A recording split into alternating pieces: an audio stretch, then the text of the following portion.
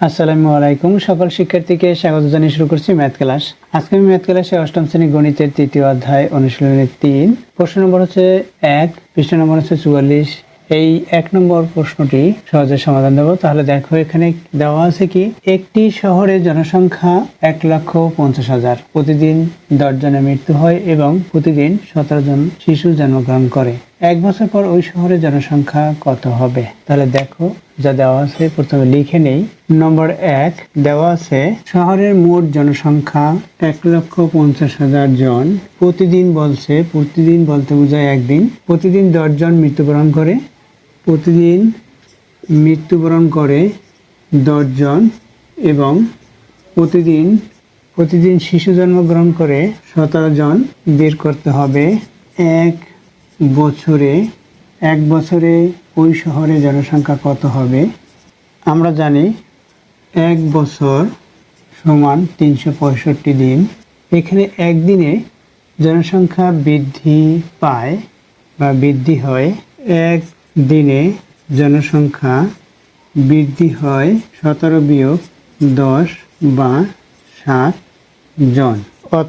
অর্থাৎ 365 দিনে জনসংখ্যা বৃদ্ধি হয়, বেশি হবে। তাই 365 গুণ 7, এত বা আমরা গুণ করি। 5 7 35 5 হাতে 3, 6 7 42 আর 3 45 5 হাতে 4, 3 7 21 আর 4 25, এত জন।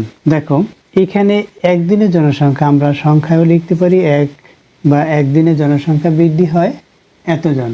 অর্থাৎ 17 জন শিশু জন্মগ্রহণ করে, 10 জন জনসংখ্যা মৃত্যুবরণ করে, 7 জন বৃদ্ধি হয়। 365 দিনে জনসংখ্যা বৃদ্ধি হয়, বেশি হবে, তাই এখানে গুণ হবে। 365-র সাথে 7 গুণ হলো, অর্থাৎ 2555 জন। এখন বলেছে 1 বছর পর ওই শহরের জনসংখ্যা কত। এই যে জনসংখ্যা বৃদ্ধিপ্রাপ্ত হয়েছে, অর্থাৎ বৃদ্ধি পেয়েছে, তার সাথে এই শহরের জনসংখ্যা কত ছিল সেটা যোগ হবে। তাহলে লিখব 1 বছর পরে ওই শহরের জনসংখ্যা হবে। অতএব 1 বছর পরে ওই শহরের জনসংখ্যা হবে 1,50,000-এর সাথে 2,555 জন যোগ হবে এত, বা যোগ করি। দেখো, 1 5 2 5 5 5 জন। 1 বছর পর ওই শহরের জনসংখ্যা কত হলো? এতজন।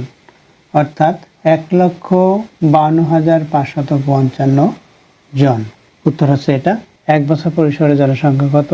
আমি উত্তরটি সংক্ষিপ্ত লিখি। উত্তর 1 5 2 5 5 5 জন। এটা হচ্ছে উত্তর। আশা করছি বুঝতে পেরেছো অঙ্কটির সমাধান কিভাবে করতে হবে। এতক্ষণ ম্যাথ ক্লাসের সাথে থাকার জন্য সকলকে ধন্যবাদ জানিয়ে আজকের মতো বিদায় নিচ্ছি।